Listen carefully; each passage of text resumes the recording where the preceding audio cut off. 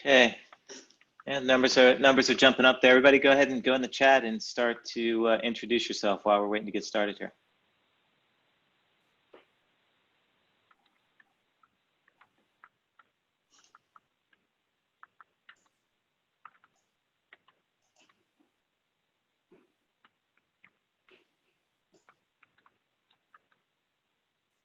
Hot Alexandria, yeah, for sure.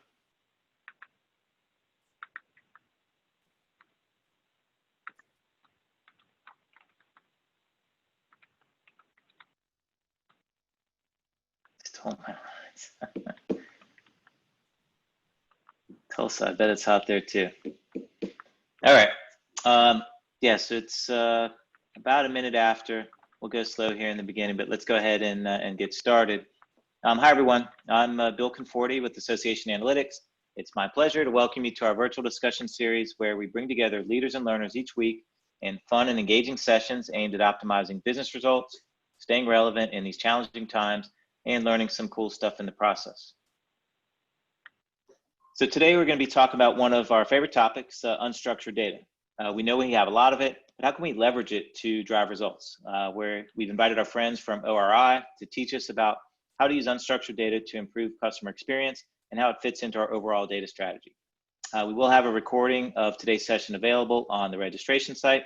And if you missed any of the previous discussions, all of those are also available. Brian will post that in the chat so everybody can find the recordings. And as everyone knows by now, we're looking for these sessions to be very interactive. The more people participate, the more fun we'll have and the more we'll learn. So use the chat tool to connect with others on the webinar and use the Q&A button to submit questions for the panel. And I see a lot of people are introducing yourself. Please go ahead and do that. And speaking of introductions, I want to introduce our guest speaker today, Leslie Boucher. So Leslie, if you take it away. Sure. So thank you, Bill. Really pleased to be here. As Bill mentioned, I work with ORI, and I'll tell you a little bit more about our organization in a second, but I'm an economist by training and a complete data geek. So whenever Association Analytics invites me to do something, I jump on it because I think we have this in common, a love and passion for data. And I'm really pleased to be able to talk today about an expanded view of data, looking at not just numbers, but language. How can we pull unstructured data into our analysis?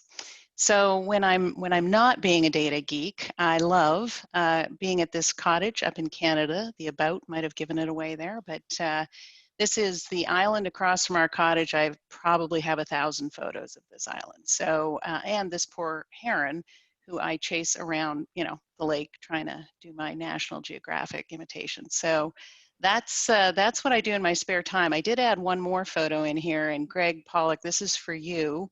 I didn't realize last week Greg introduced himself very effectively using photos, and he had all these pictures of Miatas that he likes to race. And I just wanted to say, Greg, I was an early adopter. I didn't race them, but I had one in 1991, pre-children. So next time we get together, we're going to talk about that. All so right. That's me. Thank you. Awesome. Thanks, Leslie. Okay, so here's the agenda, for today's talk. So we'll goof off for a minute or two in the beginning, as usual. These are, or at least initially, they were supposed to be happy hours, so no judgment if anybody wants to grab a drink. We got a few minutes before we get to the good stuff, so now's a good time if you want to do that. But we do have a lot of great information to share today. So what we're going to do is we're going to jump right into foundation. Right, this is going to be talking about your broader data ecosystem, how unstructured data is critical to a winning customer experience, fundamentals of text analytics. Right, so this is a little bit of education here. We'll talk about some case studies. These are ORI studies. I'm talking about some of your colleagues in the industry that have had some success in this area.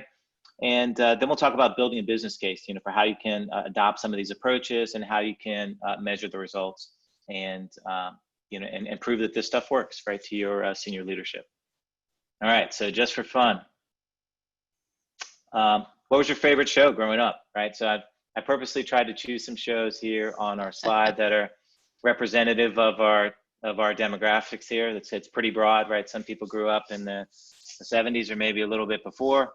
A lot of 80s, I'm sure, some 90s.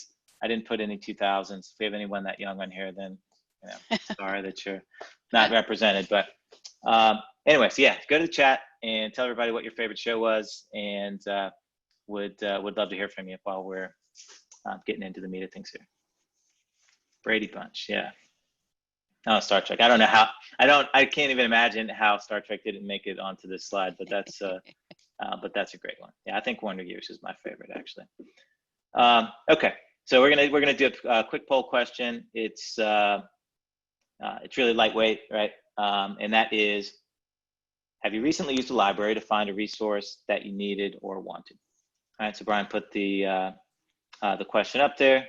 Pretty straightforward. Yes, no, or they still have those, right?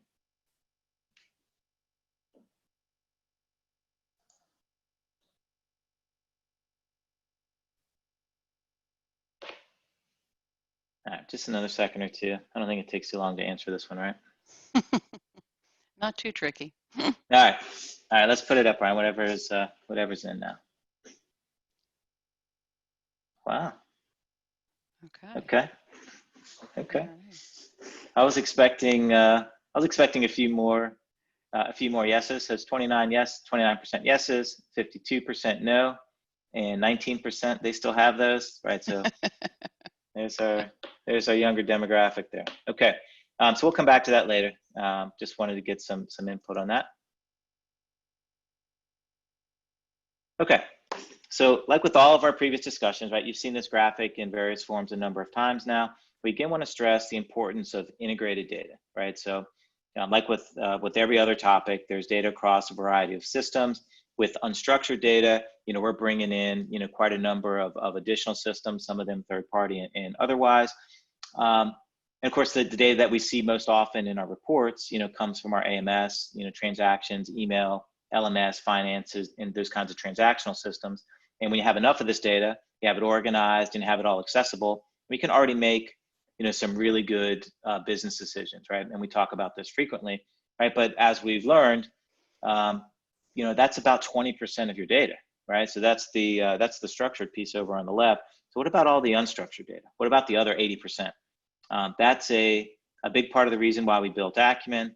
There's a lot of unstructured data that we're producing all the time, and we've just not been able to leverage it very much in the past, right? These are things like surveys, call center, social media, chat and comments, things like that. And in order to leverage this data, right, in order to integrate it in a way that you can make sense of it, you need the right kind of architecture, right? So this kind of looks a little bit complicated on the slide, but really what it boils down to is this part in the center here, the data lake and the data warehouse. So with something like Acumen, again, it's not the only system that does this, but it's the one that we like the best. Acumen has the data lake or the staging area, which is in a lot of cases very good for unstructured data. And we also have the data warehouse, which is where your kind of highly structured, normalized data for all of your key critical business transactions and things like that live. So the idea is that we have have the kind of the best of both when it comes to that. I also want to highlight down here, this is something that we touched on in a talk. It's been a few months ago now at this point, but the idea here is that you can actually connect directly to your source systems. You can use some services which are available that can do some basic natural language processing and some text analytics, and then you can then visualize those things directly into Power BI, and you can share those with your end users, right? So that's kind of a small scale, kind of single source way of doing this. A very good way to get started and kind of get your feet wet, so to speak. Acumen has some ways also to do what we would call basic language processing and text analytics. And then shortly, Leslie's going to show you how to do some things that are more advanced. Last thing I want to say about the overall data ecosystem here is that doing text analytics and sentiment analysis and those kinds of things across all of your data and all of your members and all of your customers is possible, but that's kind of a big ask, right? That's kind of challenging. So if you can use the data that you have to narrow things down, to narrow your focus, you're going to get better results from that, right? So what we're showing on the screen here is how to use demographic breakdown, how to filter on behaviors and characteristics, how to choose different bins, different people in different bins based on engagement score, right? So all of these ways are ways that you can narrow that focus, right? So you can choose which segments of your audience to focus on, right? So that brief introduction is just to remind you about the broader data ecosystem. I'm going to turn it over to Leslie to learn about the unstructured data piece. So remember to ask questions, keep those coming in, and I'll also be interrupting Leslie a few times as we go with some questions of my own. So with that, I'm going to turn it over. Thank you so much, Bill. Appreciate it. So just in terms of, I mentioned ORI before, and I just want to talk about our partnership with Association Analytics for a second. We are a research data analytics firm. We've been focused on customer experience for long before it was called that, I think. Been around for over 30 years and increasingly using this unstructured data to help translate insights into better customer and member outcomes, right? We've got a number of different technology partners, and I'll talk about Clarabridge in a second from an advanced text analytics perspective. But I think the reason that Association Analytics and ORI work so well together is if you think about Acumen as that centralized hub, centralized source of data that you can get access to easily, right? That's the first key step. When we come in and try and work with a client and we say, so how much data do you have? And they go, I'm not really sure, because it's everywhere, right? And just going back to the library analogy, I see Jill had commented in the chat that, you know, people who don't understand databases, she says it's a library, and when you pull a report, that's your library card. I love that. The idea of a library, though, I would venture to guess we've all used one at some point. And how often would we go back if when we'd gotten to the library and said, I need information on XYZ, the answer was, well, it may be over here, it could be hidden in here, or Bill may have checked it out 2 months ago and never brought it back, right? I don't think we would have gone back to libraries at that point. So the whole point of Acumen bringing everything together, I think, is such a powerful, we love it. That's what we love. It's like, oh, thank God, it's all there.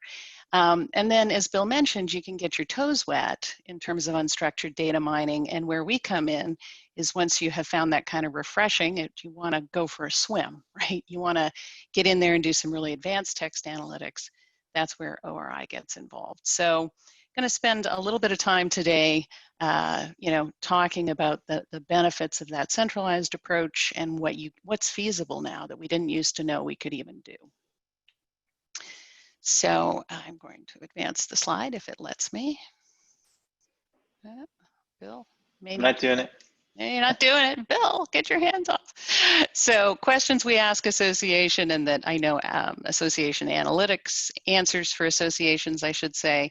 You know, what do members need that we're not providing? These are all things that I'm sure everybody on this call, you know, worries about every day, right? What topics engage members the most and why? What challenges are they facing?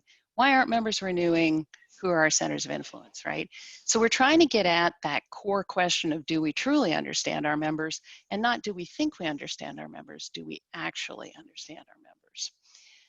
I'm going to use the phrase customer and member experience a little bit interchangeably through here. I know a lot of you on the call have a blend of dues paying, non-dues paying. So you have customers and members. Whether I flip back and forth, there's no significance. I'm really talking about whoever you serve. In the morning, you get up, you try and drive value for somebody. That's the customer experience we're talking about. And when we think about, we're going to talk about systematic listening, using data differently, listening with intent. But I think before we go into that, I want to just step back for a second and say, are we all aligned, or within your organization, is everybody all aligned around the potential power of customer experience? Because if we're going to do something differently, we're going to change how we use data. Where I see the conversations falling a little flat is when it's not connected really clearly back to the possible return. What are we going to get out of this if this happens? And I want to go beyond the obvious. You know, sometimes people go, well, yeah, of course, customer experience matters, duh, right? Like, I want to get past this duh moment and talk about what a true differentiator and strong engine of growth this can truly be. So first, example I like to share with people, if you're looking for ways to kind of get people engaged in the idea of the power of customer experience, this study by the Rockefeller Group done a few years ago, they did interviews, surveys. It was a big study, thousands of customers interviewed, and they asked, why do you leave an organization? And 14% said they were dissatisfied with the product or service, 9% preferred the competitor, uh, seek alternatives, et cetera. But sitting there in that big orange block is poor customer experience, 68% of the time. And I think what happens, and I've certainly seen it happen, is we'll sit around a boardroom table and we'll say, what new product could we offer? What new service could we do? How can we drive more value by changing up what we're selling? And those are great questions to ask. Don't get me wrong. I think those are really important questions for us to ask. But sitting over there in that orange block is the related topic of how are your members experiencing that value on their end, right? Is your website difficult to navigate? Is when they take a class or the online, are the materials clear to them? There's an amazing number of quite small things that can be irritants and can be pretty quickly addressed if you know they're out there, right? Yeah, die was the number one reason. Thank you, Michael. I knew somebody was going to comment on die. I don't know exactly how they got that piece of information, but anyway, we won't think about that one too long. It's a great retention strategies. Retention strategies, that's right. So experience drives churn, very important. Obviously, we keep the members that we have. But we all know in the association space that engagement matters, and engagement matters in a big, big way. But sometimes we have a hard time explaining, the financial ramifications of engagement. So this is a story I love to share that Jeb Dasteel, who was the Senior Vice President of Customer Experience, was speaking at a conference I was speaking at, and he gave this keynote around how he had been appointed to this new position, but his colleagues weren't taking him very seriously. And Oracle, very known to be a very aggressive culture, very not too interested, right, in their customers. And he said that publicly, that's not me. So what he did, concerned about his ability to actually do the job and be the customer experience officer, he bucketed the customers into 4 different groups: transactional, engaged, collaborating, and customer advocate. He didn't really expand a lot on how he did that, but like in our world, the transactional buyer would be, the member who signs up, never engages in any way, shape, or form, finds no value, and doesn't renew, right? The engaged and collaborating customers, they're starting to come to chapter events, they're volunteering, and finally, customer advocate, they're just all in and they're singing your praises and speaking on panels with you. And he was able to show over 9 times the spend between the customer advocate and the transactional buyer. At that point, he got a budget for a relentless focus. His colleagues said, okay, we get it. And we understand you need to have this focus on customer feedback, ease of doing business, R&D, customer engagement, et cetera. So it's just one example of how to kind of connect the story back between this data story and what are the outcomes, what's the implication. And if anybody needs any of these to try and make their case internally, just let me know, because I'm happy to share. Okay, so that's the sort of why behind customer experience, or at least 2 short examples of it. What I want to talk about is systematic listening. What's that got to do with this? Well, if we're going to drive customer experience, we really have to listen and understand every piece of data, every conversation, every possible thing that we can understand. So I love this motto, seek first to understand. I try. This is something I try to live by, probably have mixed results. But I think all of us have probably had somebody wagging their finger at us saying, you say you're listening, but you clearly don't understand. And I think where it gets tricky is when we think we understand, right? And I'll talk to associations. We do a lot of work on surveys and research. And when I ask about value proposition, they'll tell me. And if I say, okay, so how do you know that's the value proposition? Sometimes there's a bit of a pause. Sometimes it's, well, we did this member survey 3 or 4 years ago. And at that point, I think, oh boy, when I think about what's changed in my life in 3 to 4 years, never mind the 3 to 4 months, right? like kind of a big difference. So seeking first to understand can be an extremely important element. And then I think the other thing that is very important, if it would advance. Hey, Leslie, while you're Yep. trying to advance there, I want to interrupt with a quick question. So you used the Yeah. term earlier, listening with intent. I Mm-hmm. wonder, just for my benefit and for others could you talk a little bit more about what do you mean by that and how do we do it? Sure. So listening with intent is this idea of actually regularly pulling in new and different data, whether it's commentary or whether it's structured data, and not just waiting for an annual member survey, right?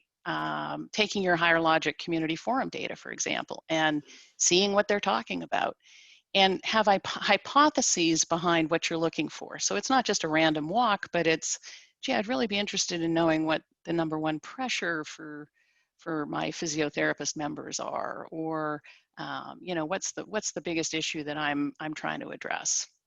Does that help? It does, yeah, thank you. Okay.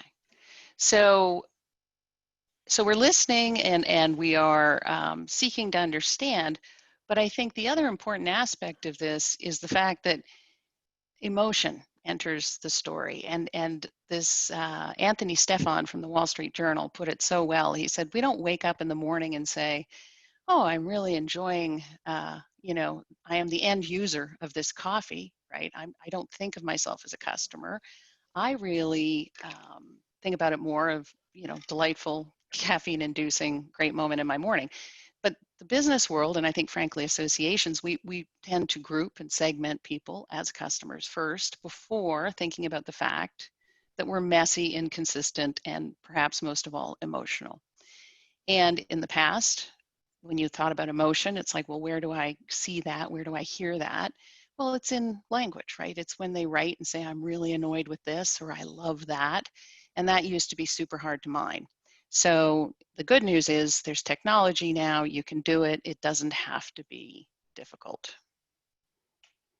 And Bill, if you can advance it to the next slide, please. All right. It's not cooperating with me. Thank you. So we're listening to customer needs in their own voice, the goals, pressures, concerns that they're facing. And that takes us to the next slide that reinforcing what Bill was talking about earlier, 20% of the data structured. Think about things that fit in nice Excel spreadsheets, numbers, customer satisfaction, AMS systems, anything along those lines.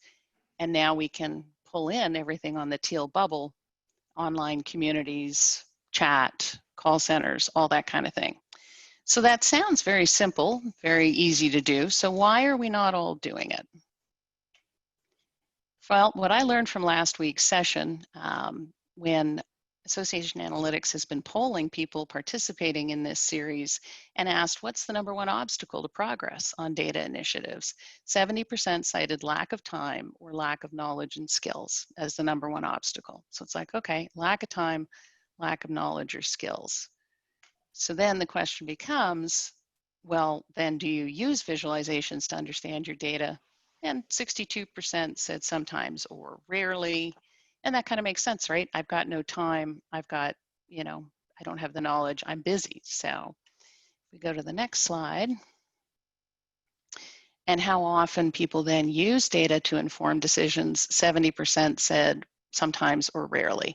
So this all fits together, right? This is, well, I don't have the time. I'm not sure what it's all about. So I'm using data the way I've typically used data, and that's fine, right? What's wrong with that? Well, if you really think about this next one, how's your association doing at engaging your members?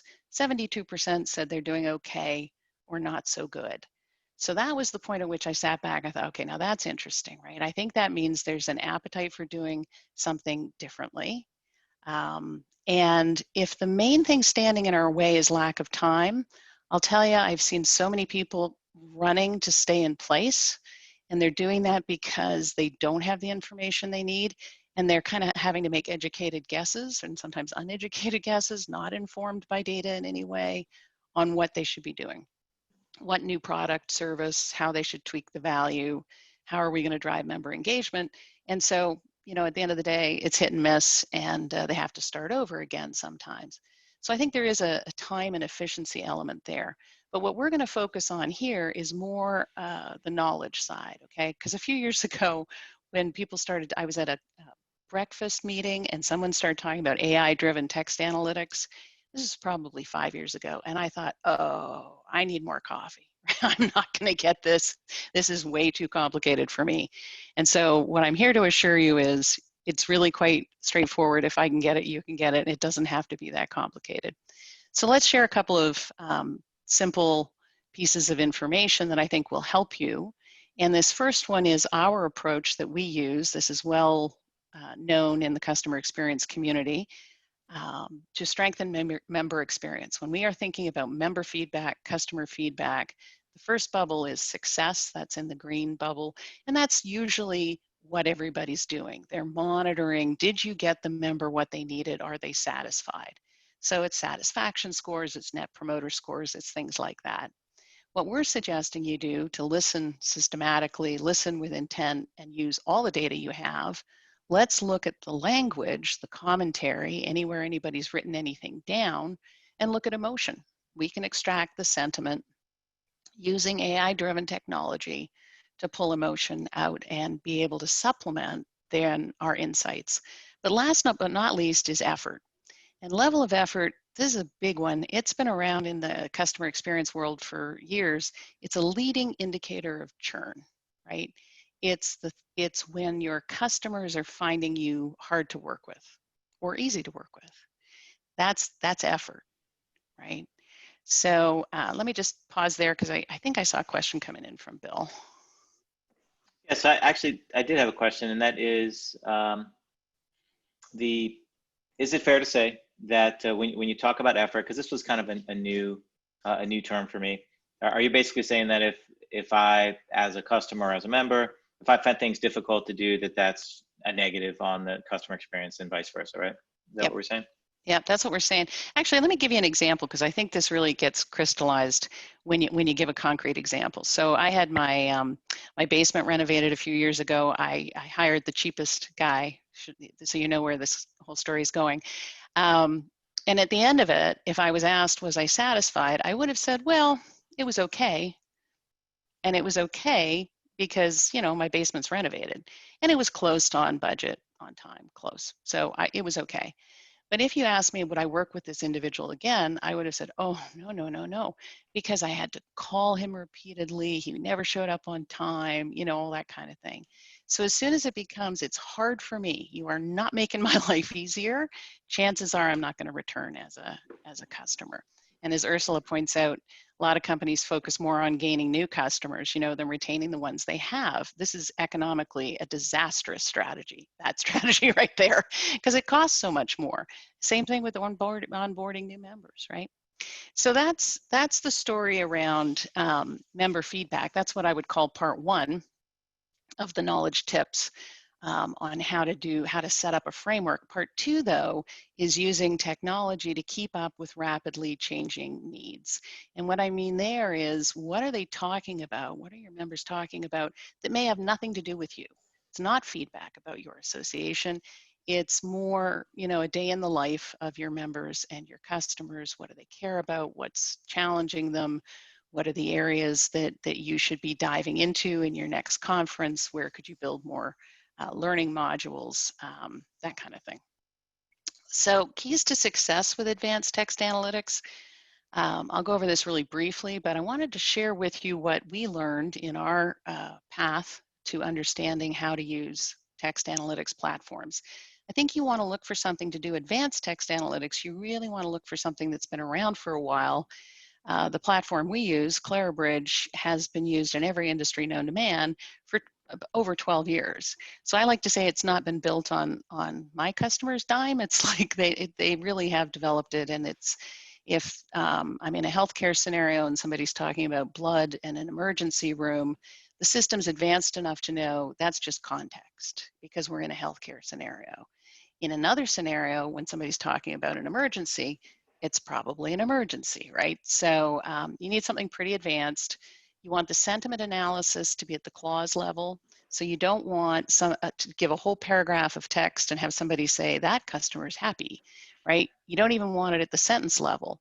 You want it at the clause, because I could say, wow, I think your association's really come a long way, but your website's clunky, and I really didn't like that last educational session on XYZ.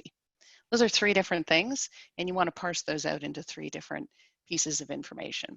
And the last thing here is level of effort, like I talked about. I think, leading indicator, it'll tell you who's going to leave. And so being able to monitor that's quite key.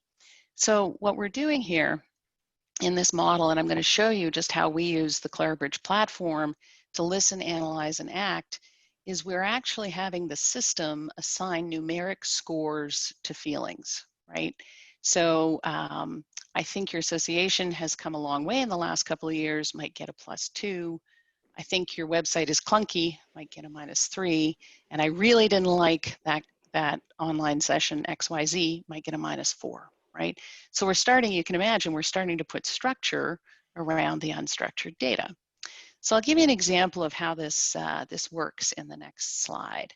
And I'm going to talk about how we're bridging the structured and the unstructured. And so what we've got here is something I think we can all relate to, even in our distant memory of going to restaurants. But it's an open-ended feedback from a restaurant. And on the left-hand side, if you had something like Acumen, you would have quick access, right, to all of the statistics there. You would know what kind of ratings the person had given, their age, all that kind of thing. But then through natural language processing, it can handle emojis, misspellings, acronyms, hashtags. And this is where a lot of systems fail right here, is it can't do that, right? Then you want to be able to go through and figure out the themes. What are people talking about? And here they're talking about the manager, the restaurant, the entrees, the staff. Okay, good. But what are they talking about? That's where the sentiment gets assigned. And this is all being done in the system. It can be tweaked with human intervention, but the efficiency and the economy is that the system's smart enough to be able to do this and then be able to pull in the next step here to bridge the structured and the unstructured data. And if you click it again for me, Bill, and sorry, this is a little blurry, but what this says here is, what you can't see perhaps, is services on the left. That's the top topic of conversation. So all the people who responded to the survey, top topic of conversation was service, and it's associated, those conversations are associated with a very low likelihood to recommend. So if I owned this restaurant chain, I'd say to myself, ooh, well, that's not bad. We've got people. Lethal combination. Lethal combination, right? Yeah. So I need to get on this. So we can click into it, just one more step here, and we can say, right, but as the owner, do I take every single restaurant and give them a speech about service? And the answer is no. I talk to New York, I would want to talk to Washington, I'd want to talk to Chicago, because that's where the negative sentiment is. And in fact, I could click further and find out exactly what they're talking about. But the main point being bridging and bringing together through something like Acumen or whatever centralized system you can get. We, as Bill said, we prefer Acumen, but having it all together and then being able to do this kind of advanced text analytics. So let me give you an example here within Acumen where I think there's great potential here. I love the fact that the Acumen platform will give you a sense of likelihood of retention, right? You can look and see who's likely to stay, who's likely not going to stay no matter what you do. But then there's this missing middle, I call them, right? What's it going to take to get these middle folks to move up the engagement chain? And I think that's something we all worry about quite a bit in the association space. So we can take all the conversations that group in the middle has been having, whether it's through open-ended feedback in surveys, whether it's on a community forum platform, emails they've sent you, take that and really focus in on, what gets them interested and what might keep them coming back. All right.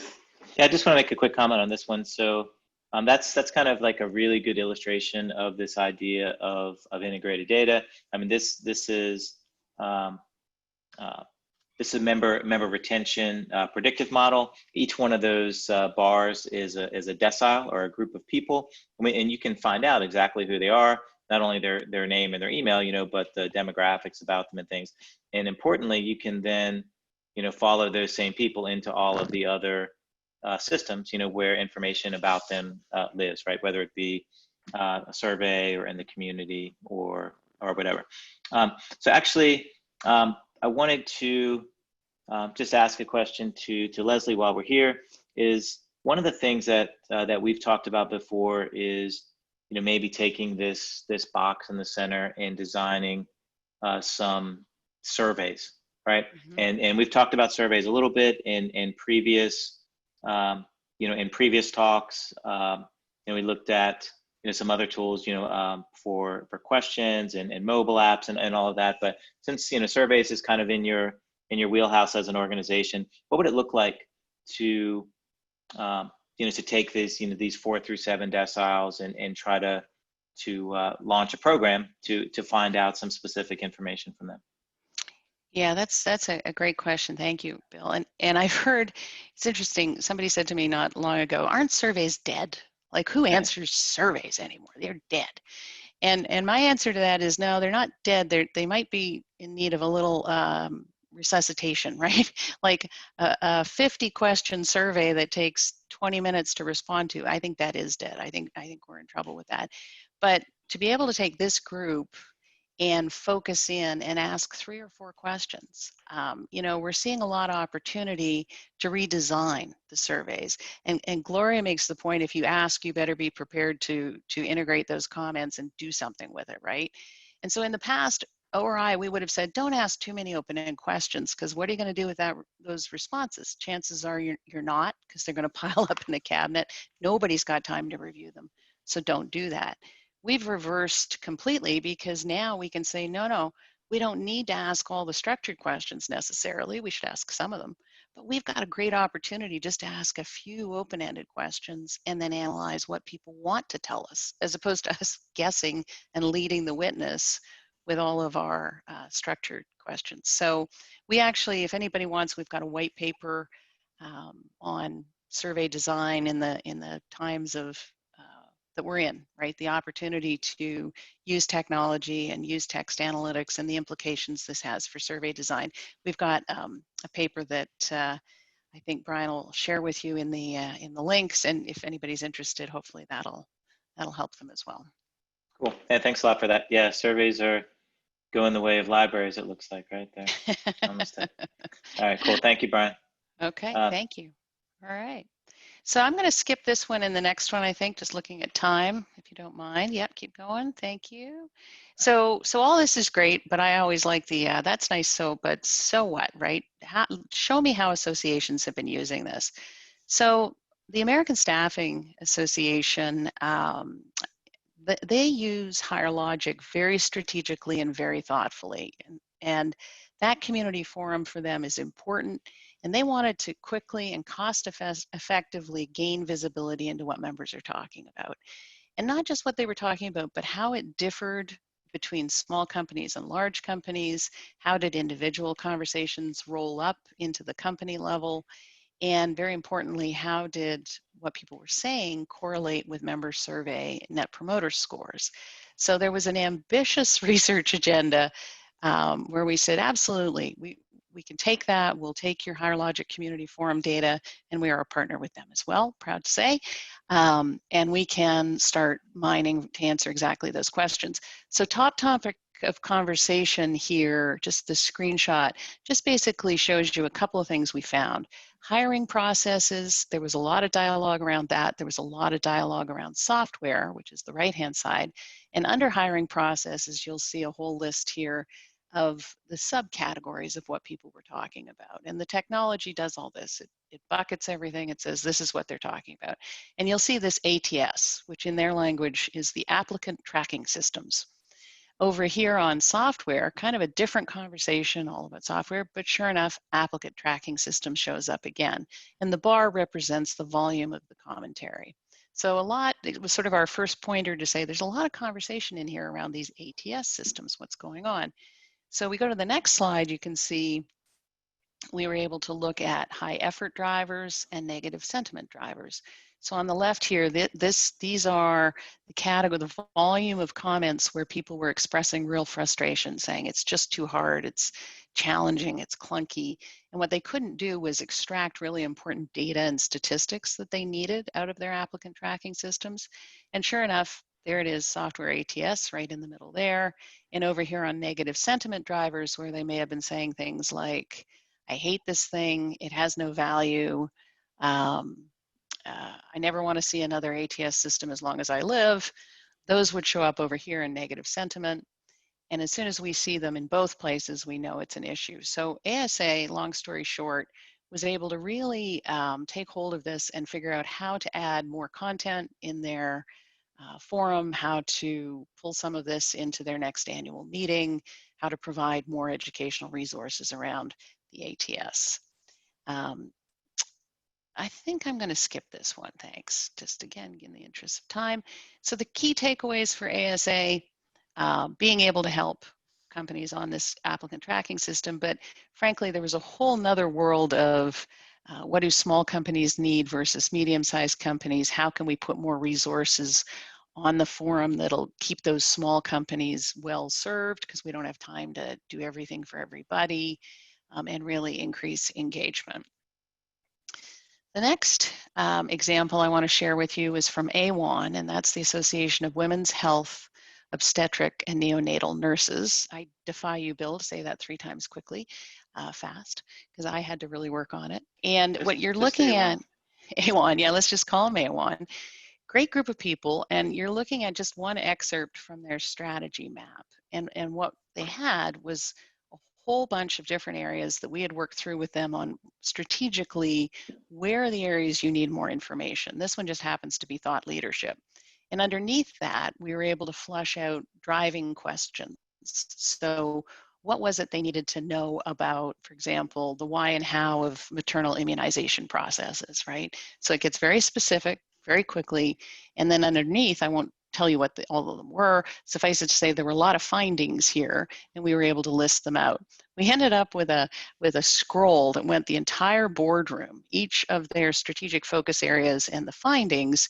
And it was really fun because they put it all the way across that boardroom. And when they had their board meeting, the board members were able to walk along and look at data-informed decision-making. They were trying to really demonstrate what it looked like, why they needed to keep going after data, why they needed to strengthen their systematic listening, right? So just as an example here of one of the things we found in working with AWON, and we were really proud of this one, they asked one open-ended question on a survey. And what they basically did was they just said to nurses, what are you experiencing? What do you do when a patient, a pregnant woman, resists the idea of having a vaccine that they need to have in their 3rd trimester? And so apparently now, this was not the case when I was pregnant, apparently now you need to have this DTaP vaccine towards the end of your pregnancy. And a lot of women understandably get very nervous about that. And so the question was to nurses, how do you handle that? When they resist that, how do you deal with it? And so we took the answers to that one single question, and on the left-hand side, you'll see the themes from their commentary. So some of them describe the actions they took, some of them describe the reasons they gave, information provided, the nurse approach, etc. And then we drilled into nurse actions, and there on the right-hand side, you see subcategories there. So in that big 1,538 set of comments, what were people saying in subcategories over there? And you know, they described how they come back and try and overcome that resistance and describe the benefits, et cetera. So AWON was able to look into that and really see, wow, there are ways we could support nurses to explain this. The other one here, it was interesting. They thought that nurses who'd been out of school for a while might be more resistant and less likely to recommend the vaccine, and that people recently graduating from school would be more likely to recommend the vaccine. And what the commentary showed was the opposite. The nurses who'd been out of school for 3 years or less were recommending the vaccine less than 90% of the time. And so with all of that, really kind of interesting, right? And with all of that, A1 made a video, and that video is helping to convince the nurses to advocate for the vaccine, and it's also used to convince the patients to accept the vaccine. So Cool. just an example. Yeah. Couple of quick comments on this. First of all, 2,241 respondents. That seems pretty awesome. I don't know if there aren't many of us on the call that have had a response rate like that. But also, I just wanted to ask in the chat, if anyone on the call today has done something similar, has experimented with like really open-ended questions like this, and have you experimented with any technologies like this, the kind of services that I mentioned earlier, or the old-fashioned way, just asking people to read through stacks of PDFs or whatever, anything approximating this, or do you just avoid those open-ended questions altogether? All right, so I think we're gonna go to some. Yeah. Few use cases. I'll just add on that, Bill. It was interesting when we first met A1. They said, we think we've got a lot of data that hasn't been utilized. When you were talking about the number of responses, they said our nurses love to give feedback. They give us so much feedback, we never know what to do with it.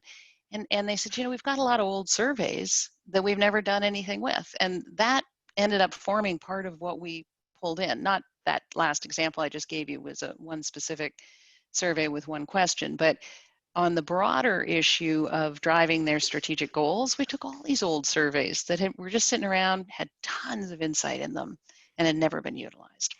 Yes. So, yeah.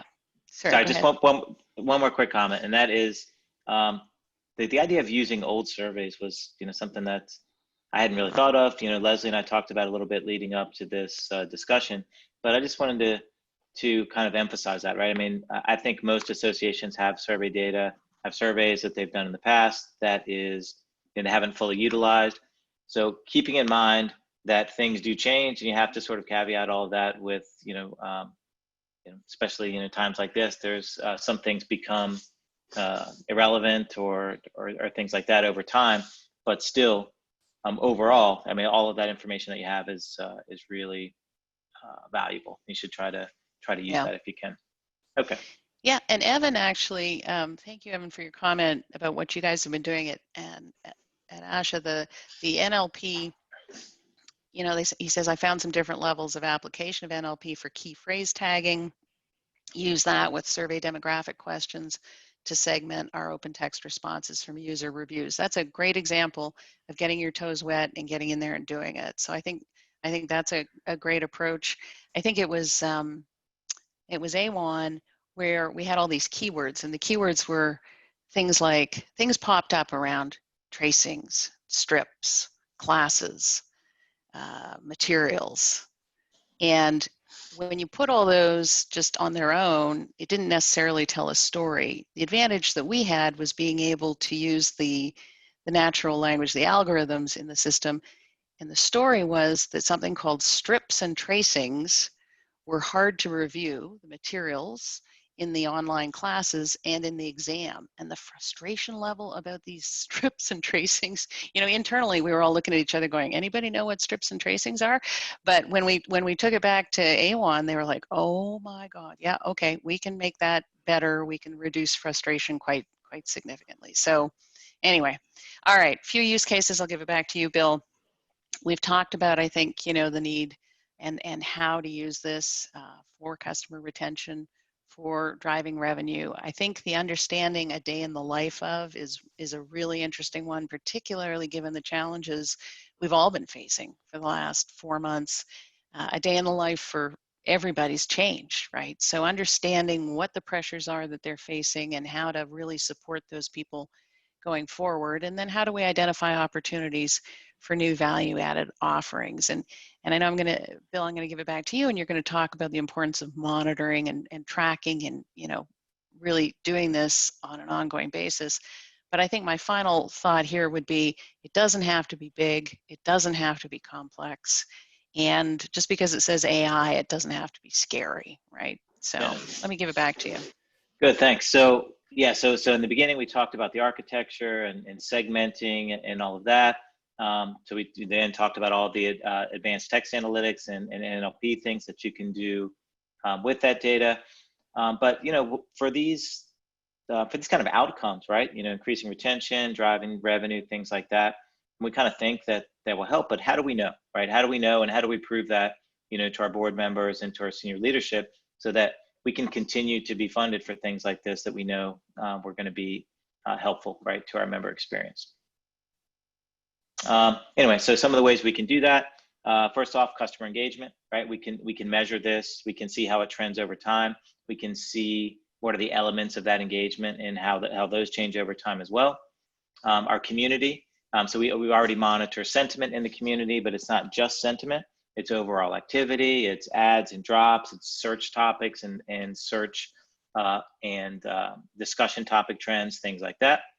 Right? We might see that our marketing efforts change, right? We might see spikes in our open rates. We might see more conversions.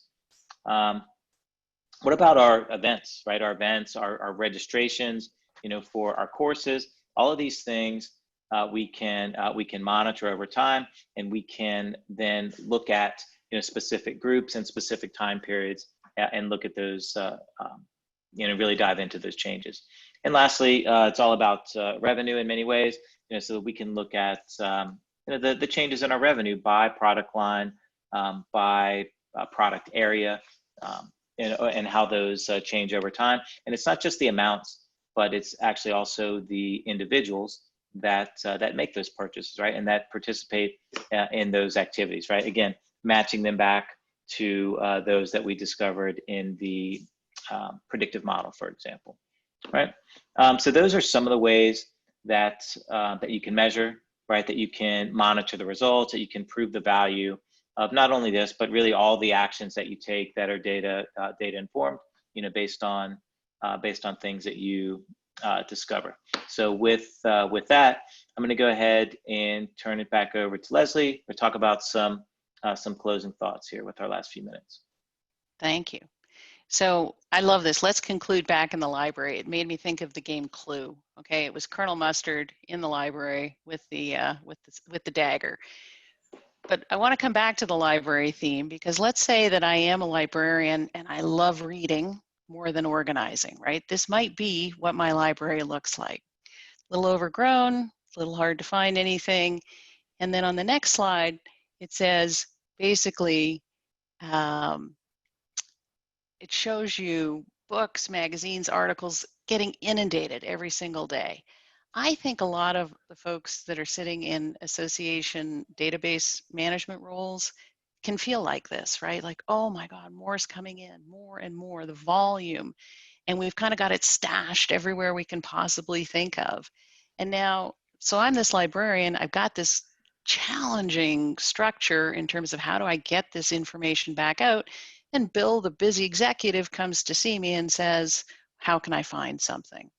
So, I mean, I think driving it home, a librarian without the Dewey Decimal System, a little bit unlikely, or at least now I gather there's some more advanced systems than Dewey Decimal, but some sort of structure. Since 1927, librarians have not allowed information to come into their library without figuring out how to categorize it and how to make sure you can use it, right? So I just encourage all of us to kind of think that way and think about the library next time we're having a conversation around data management within our association. And do we have the Dewey Decimal System, right? Do we have a way to quickly put our finger on that piece of information? The last slide here, I think, people talk about knowledge is power, and I happen to subscribe to the phrase applied knowledge is power. When you've got it in one place and it can be accessible, I think we're doing a much better job at treating the data like an asset. And last week, Greg talked about treating that asset like it was $100 bills, right? So this is the kind of library I want to work in, right? And I think the more we do this, the more we help our association members, because we're going to be able to truly understand what they're facing and what they are experiencing. All right. Sorry, I was just distracted by the chat over there. It had a nice message in the chat. Oh, thank you, Lisa. Okay, so just about home here. I want to talk about some of our upcoming events. So first of all, we have the last in the current virtual discussion series coming up on next week on July 30th. And then we're going to relaunch with a brand new series starting on August 20th. So you will be hearing about that, from us. What we're going to start with is we're going to actually kind of unpack some of the positive changes that have taken place as part of our responses to COVID, and how some of them are going to endure, right? They were made sort of out of necessity, but they're going to help us come out of this better, right, and stronger than we were. In between there's a couple of things. There's a virtual meetup on August 4th. This is in the brand new Association Analytics Network virtual campus. So Brian will put the link for where you can find that. This is also known as the Analytics Brown Bag. Many of you might know it by that name. And then, of course, there's ASA Annual. Hope many or all of you are planning to attend that. Want to encourage everyone to stop by our booth. Right, we'll be doing some cool things, talking about analytics as usual. So we would love to see you there in our virtual booth. All right. So finally, just a quick explanation of what we're doing next week. This is going to be actually the last installment in this series. We're going to get back to basics with a discussion on data governance and data cleanup with our good friends over at Proximo.